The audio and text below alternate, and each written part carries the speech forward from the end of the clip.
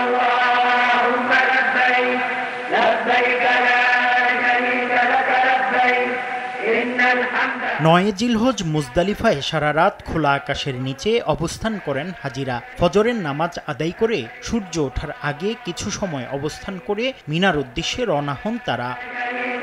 10 জিলহজ সকালে মুজদালিফা থেকে মিনায় এসেই বড় জামারাতে জোহরের আগেই 60টি কঙ্কর নিক্ষেপ করেন হাজিরা।